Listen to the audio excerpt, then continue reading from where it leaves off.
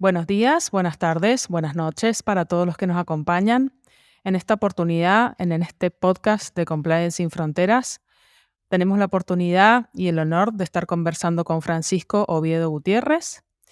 Y el tema que vamos a tratar en esta oportunidad es cómo la tecnología ayuda en la prevención de blanqueo de capitales. Francisco, que tenemos el placer de que ha hecho un espacio dentro de su agenda para estar con nosotros, se dedica a compliance e información, KYC, fraude, AML, prevención de blanqueo de capitales y es abogado. Es economista, además especializado en información de empresas con aplicación en compliance y nuevas tecnologías.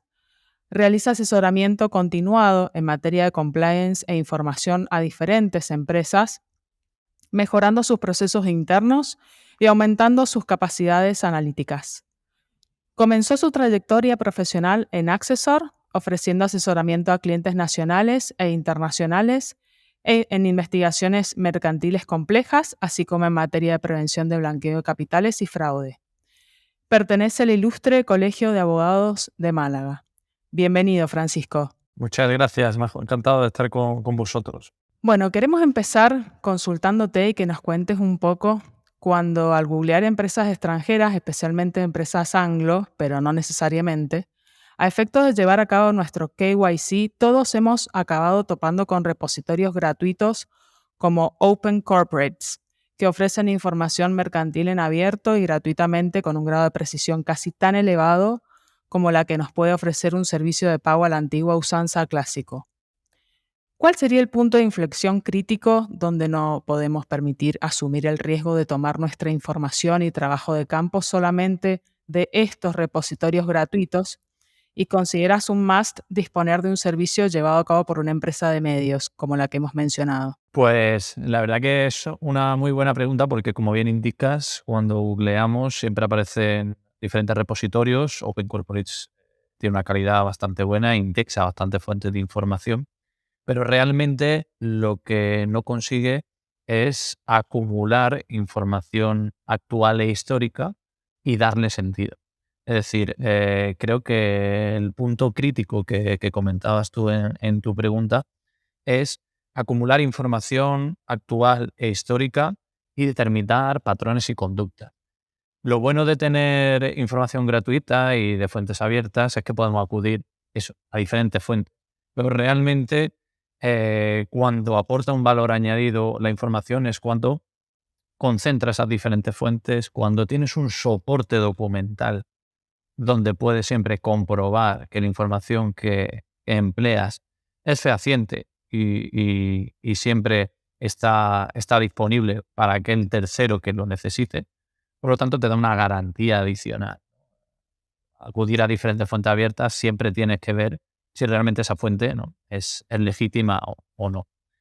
Y luego, un must para disponer en un servicio, ¿no?, que nosotros hacemos o en el sector que yo me encuentro, pues para las compañías, tanto en su KYC, tanto en homologación de proveedores como en prevención de blanqueo de capitales como en fraude, deben de tener esa seguridad de la fuente pública, por supuesto. Deben de tener un sello de calidad de que el proceso de la obtención de la información siempre eh, cumple con toda la normativa relativa a la protección de datos, algo que se cumple escrupulosamente dentro del sector.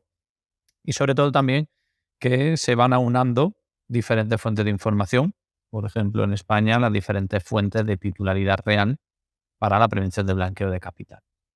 Todo eso al final nos hace tener pues herramientas mucho más completas que lo que podemos consultar en un repositorio online, que para algunas consultas pueden ser completamente válidas.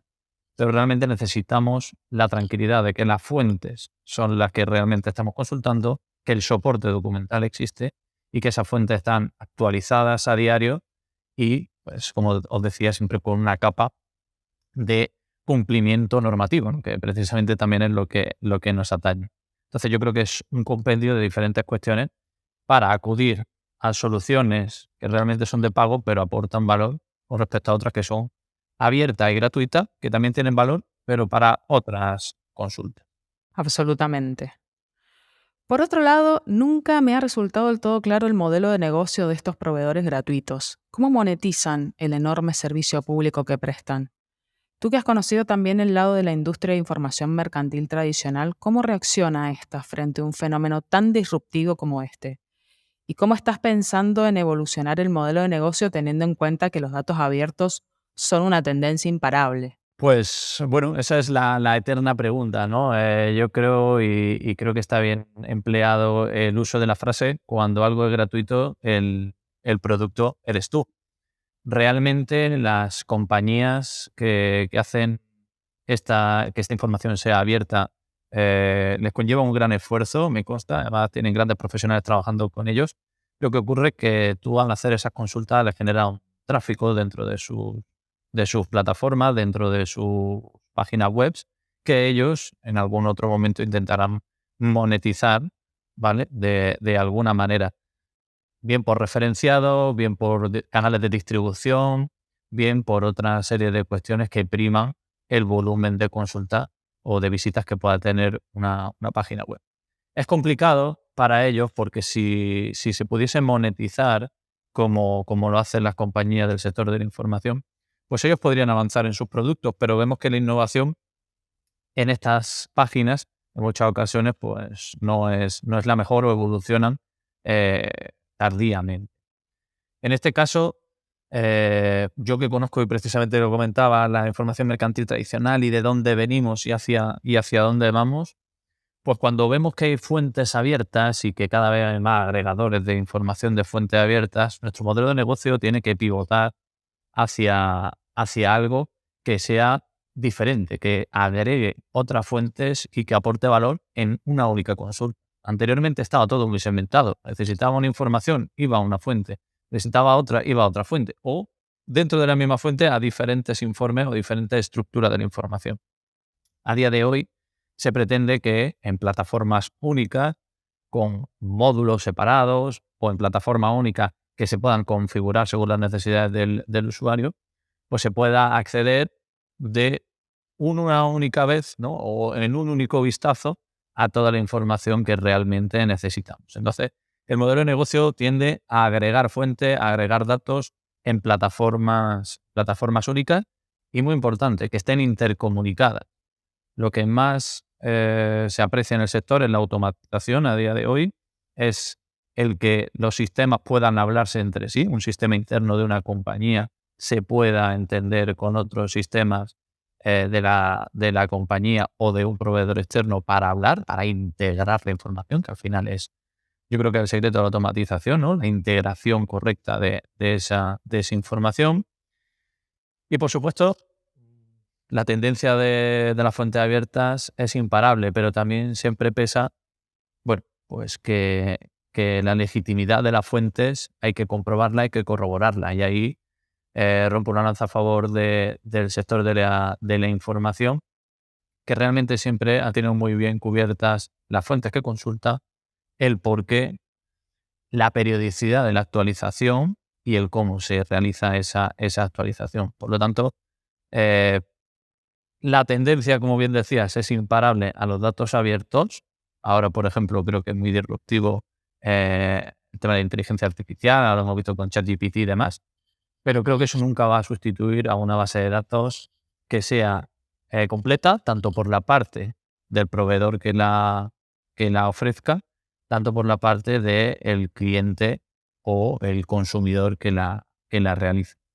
Entonces, eh, creo que hacen una gran labor y además nos hacen mejorar a las empresas del sector, pero creo que también ellos van a tener dificultad a la hora de conseguir monetizar más información si nosotros conseguimos agregar diferentes fuentes. Claro. Uno de los mayores hándicaps y limitaciones que se achaca a la industria de investigación de antecedentes para el escrutinio KYC es que en pleno siglo XXI todavía no tiene propuesta de solución alguna para un hecho tan común como los cambios de nombre. Todos hemos hecho background checks de potenciales clientes en bases de datos recopilatoria de noticias como World Compliance, de LexisNexis o Refinitiv. Y si un investigado cambia su denominación mercantil, todos los matches buscados conforme al nombre anterior ya no aparecerán en nuestros resultados de búsqueda. Es decir, estamos en pleno siglo XXI y las compañías corruptas y fraudulentas pueden darnos esquinazos en cualquier momento, tan solo con cambiar de nombre de manera oficial.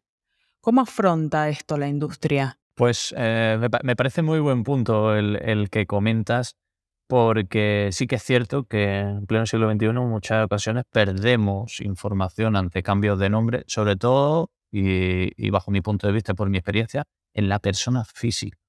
En lo que es la persona jurídica, deberíamos de ir, aparte de las compañías que han mencionado, deberíamos de ir a ser un poco más capilares, a ir un poco más al terreno y conocer o bien proveedores locales o bien otros proveedores que tengan esa información acumulada de manera histórica.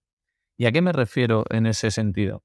Por ejemplo, si un proveedor acumula la información histórica, normalmente hay un código de identificación único, código de identificación fiscal, un número VAT, por ejemplo en Europa muy empleado, o lo que yo creo que va a ser la tendencia, que es el código ley, que empezó con mucha fuerza, pero que creo que se está diluyendo, ¿no? El Legal Entity Identifier, para ser un identificador único.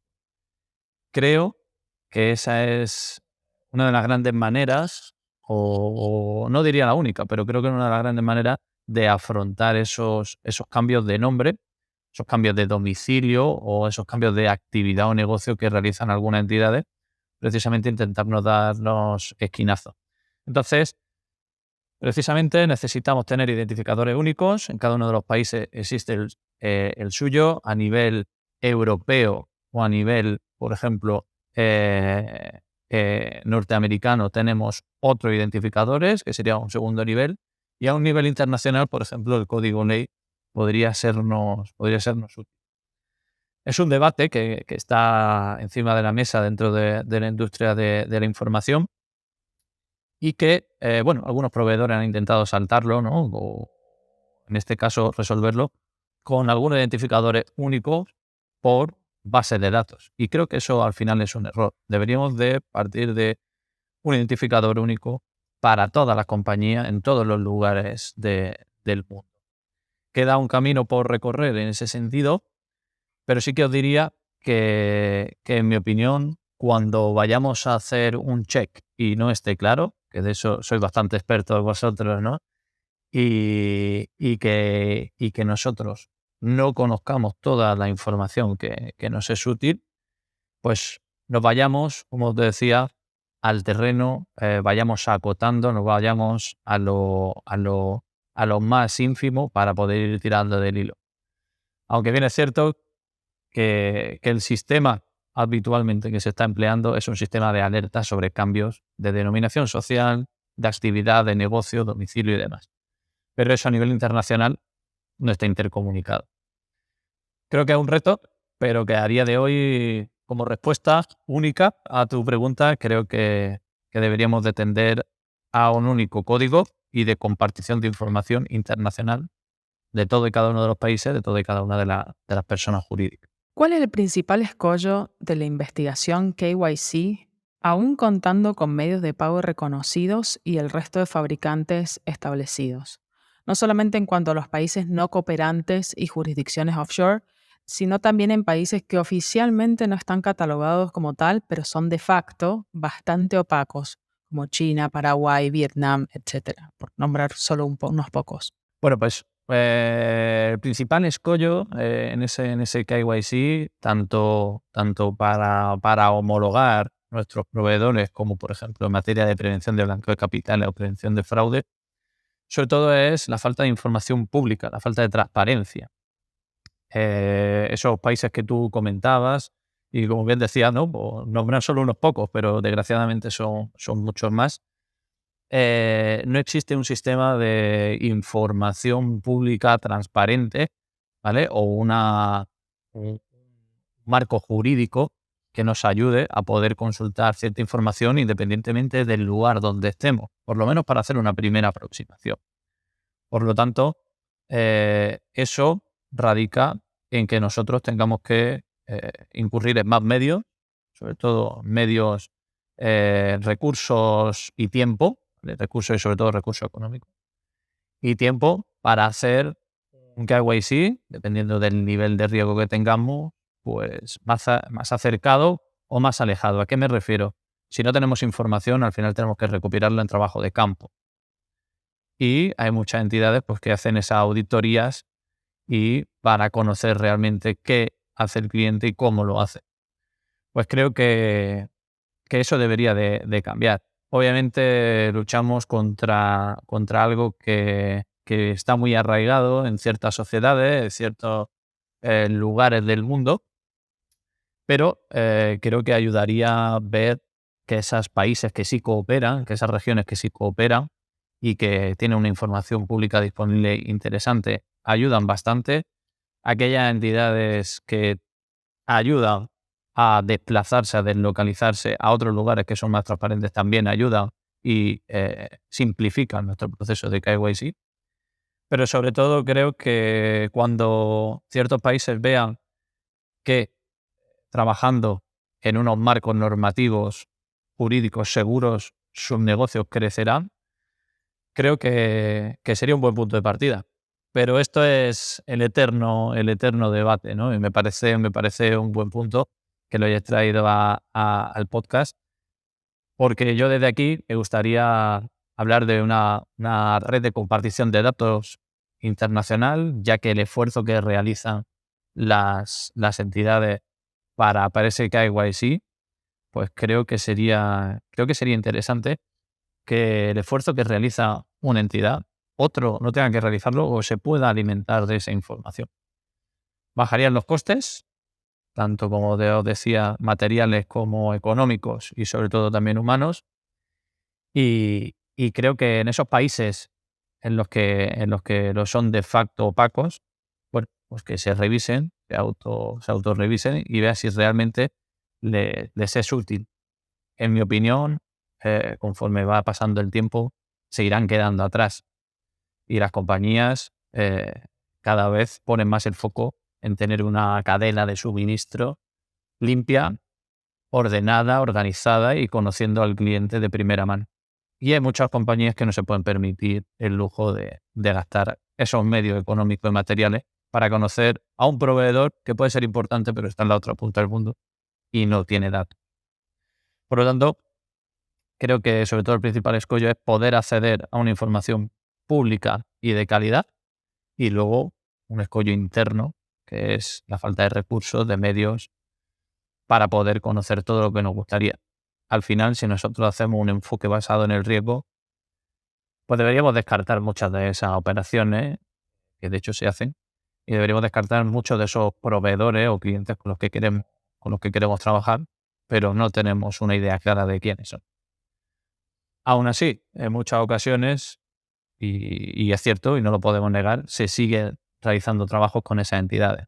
Bueno, pues eso es algo que también tendremos que cambiar.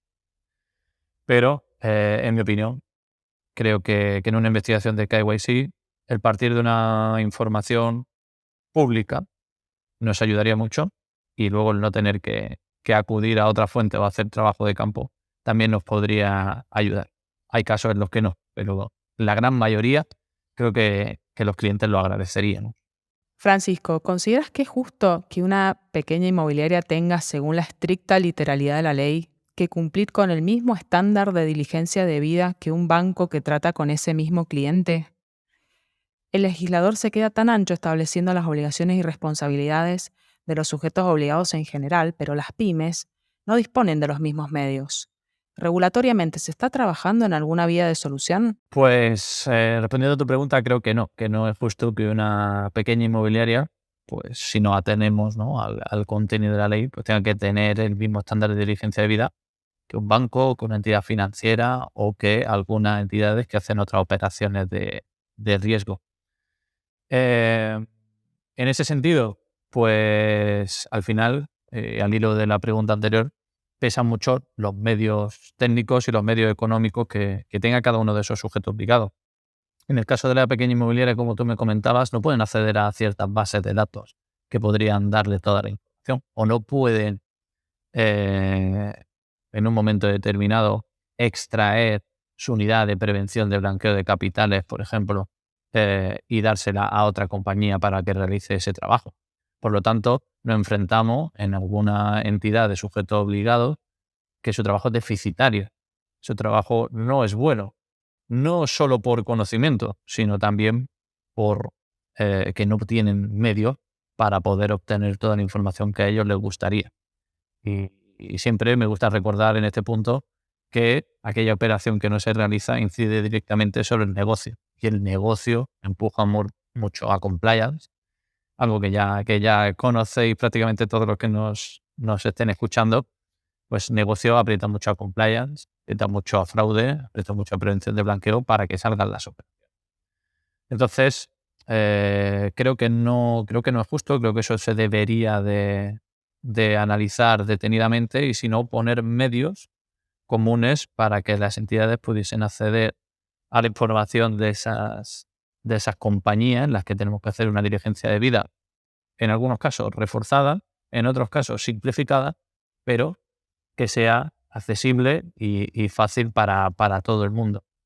Creo también que, por otro lado, la diligencia debida para entidades financieras creo que podría ser más robusta. Y me consta, y nosotros trabajamos con entidades, ya hemos trabajado con entidades que son muy pulcras en su información y que tienen unos procedimientos y unos procesos muy cerrados y muy completos, pero creo que podría ayudar en la diligencia debida reforzada, sobre todo, una, una aclaración en la ley sobre lo que hay que realizar y sobre el tipo de sujeto obligado que también es. Creo que esa distinción siempre sería buena.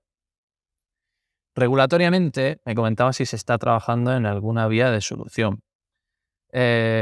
Nosotros tenemos constancia, ¿vale? Que desde los legisladores se está elaborando una nueva ley de prevención de blanqueo de capitales a nivel España y que busca también, pues, modificar un poco la inversión de la carga de la prueba para algunas administraciones públicas, para algunos investigadores a la hora de poder determinar un delito de blanqueo. Creo que eso es importante, ¿vale? Creo que eso ayudaría bastante a que las compañías hiciesen una diligencia debida necesaria y que posteriormente, si hay algo que sale mal, pues bueno, que sea esa persona investigada la que tenga que demostrar, ¿no?, pues ese enriquecimiento ilícito, de dónde proviene su riqueza. Y también se está trabajando con otro sujeto obligado, como por ejemplo la abogacía, en este caso por conocimiento del Consejo General de la Abogacía Española. Se está trabajando en mejorar esos procesos, en el reporte de la información ASEPLAC, qué tipo de información en la que podríamos acceder, ver y compartir, porque vuelvo al punto anterior, creo que sería muy bueno entre sujetos obligados compartir esa información y no limitar tanto a que sea un checklist de tareas que tenemos que cumplir y ya está. Creo que hay que agilizar el proceso tanto de la información que se reporta, ¿vale?, por los sujetos obligados, de la información que se debería de recibir una vez que se ha reportado, que si hay varias personas, sujetos obligados, que están reportando a la vez en un periodo corto de tiempo sobre una misma entidad o sobre una misma persona, debería de haber cierto conocimiento de, por lo menos, el aviso del reporte, no el contenido, sino por lo menos el aviso del reporte. Y, por otro lado, también creemos que simplificar las fuentes de información a las que acudir pues ayudaría sobre todo a aquellos sujetos obligados que o bien desconocen o bien quieren desconocer que lo son, porque le implica, como os decía, unos gastos y le implica unos medios técnicos que no tienen. Creo que deberíamos de avanzar regulatoriamente en una compartición de datos. Creo que deberíamos de avanzar en una simplificación de algunos procesos y en el fortalecimiento de otros. Y, por supuesto, también deberíamos de dejar meridianamente claro las responsabilidades que tiene cada uno de los sujetos obligados cuando incurren en una diligencia debida que no es suficientemente buena para la operación que se va a realizar. Y lo comento porque, dado los últimos datos de los estudios de SEPLAC, de las intervenciones, sanciones, propuestas de sanciones y expedientes que se han abierto, el volumen me parece muy bajo, porque hablamos de menos de 30 sanciones y de unos expedientes que no rondan ni los 100, si no mal recuerdo. No tengo los datos delante, pero me parece una cantidad muy baja para la responsabilidad que tienen los sujetos obligados, que la ley descarga sobre ellos y que no les da apenas medios para poder. Entonces creo que debemos, si no bien protocolizar todo un poco más, deberíamos de simplificar algunas partes y deberíamos de eliminar otras. Y eso, bueno, esa sería mi opinión y mi aportación, una opinión bastante personalísima. No, pero tiene sentido y realmente es un punto de vista bastante constructivo también. Por último, quería consultarte y que me des tu opinión acerca de qué características personales debe tener un buen anti-money laundering officer de una compañía ya 100% digital, que es la tendencia, y qué habilidades está demandando el mercado de este tipo de perfil. Pues bueno, creo que las características personales de buen anti-money laundering officer, pues lo primero, que esté abierto al cambio, creo que es lo más importante, creo que sería una base eh, bastante. Habríamos ganado ya bastante con esto, porque continuamente vamos cambiando procesos, procedimientos, revisiones. Entonces creo que una de las características es la apertura o poca resistencia al cambio, o la apertura a los cambios que puedan sobrevenir. En una compañía 100% digital, aparte de esto, tiene que tener habilidades técnicas, por supuesto, y tiene que ser una persona que esté continuamente formándose en nuevas tendencias. Las compañías 100% digitales, en mi opinión, tienen cosas buenas y cosas malas. Se aprende mucho del compañero cuando está al lado y del compañero que tiene experiencia y te dice, oye, esto a mí me ha ocurrido, oye, esto no tiene buena pinta y demás. No podemos, como decía anteriormente, basarnos solamente en una checklist. Por supuesto, creo que, que un buen compliance officer o un anti-money laundering officer debería de tener también cierto olfato de investigación y cierta inquietud a la hora de conocer, ¿vale?, cuál es el negocio en el que él está trabajando y qué es lo que puede derivar de ese negocio. En muchas ocasiones yo me he encontrado a personas que están desconectadas de lo que realmente hace la compañía. Por lo tanto, conocer la compañía, estar abierto al cambio y tener habilidades técnicas creo que es bastante importante. Más que nada porque vamos cambiando a diario prácticamente, ¿no? Iba a decir cada cierto tiempo, pero a diario estamos cambiando.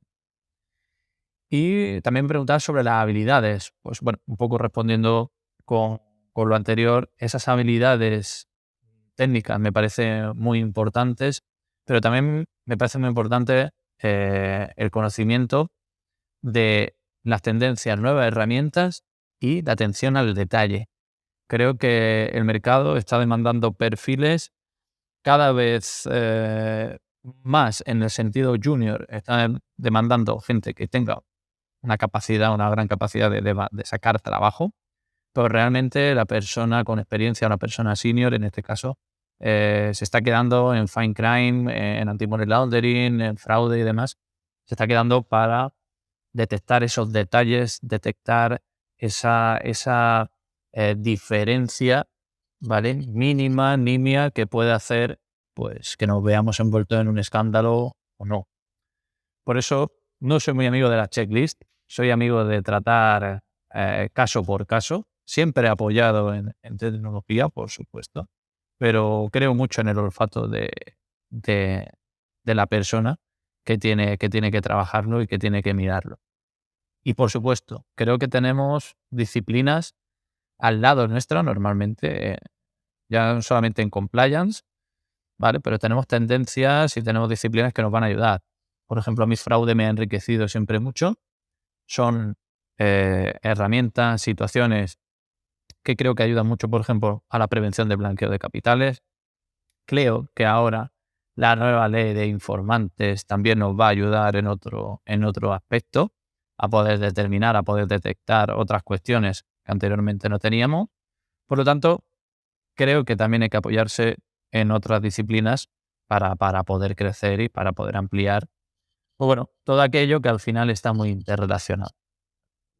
Al final la gente habla de compliance, pero los que trabajamos en compliance sabemos que esto es algo muy, muy amplio, ¿vale? Yo soy un enamorado del anti-money laundering, como habéis podido ver, pero, pero creo que todas las disciplinas tienen que hablarse. Sí, absolutamente. En eso puedo coincidir porque realmente compliance se hace cada vez más frondoso y necesitamos por un lado em, el equipo que saca trabajo y por el otro lado los más minuciosos y que están en el detalle para no solamente poder cumplir con la reglamentación, sino también que no se nos pase ningún detalle sobre algún cliente o alguna operación. Exacto, ¿no? Por eso sobre todo yo decía lo de estar enfocado en el negocio que estamos. Esto no se trata de sentarse en la silla y que me lleguen cosas. No, tenemos que conocer qué es lo que hace en la primera línea de defensa, qué es o cuál es la dificultad que tienen y intentar ayudarlos desde segunda y tercera. Es que eso es básico, pero que muchas veces desconectamos, ¿no? Yo creo que es un mal que hay en muchas organizaciones y que el día a día nos lleva. Francisco, la verdad que estoy más que agradecida por el tiempo que has dispuesto para poder grabar este podcast. Muchas gracias también a todos los que nos escuchan.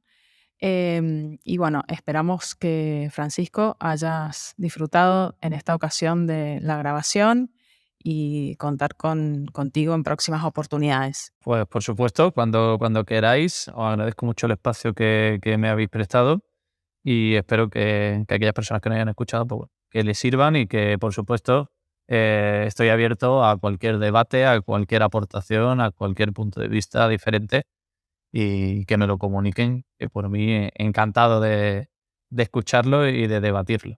¿Vale? Muchísimas gracias, Jimena, Majo, por vuestro tiempo también. Gracias, Francisco. Hasta la próxima.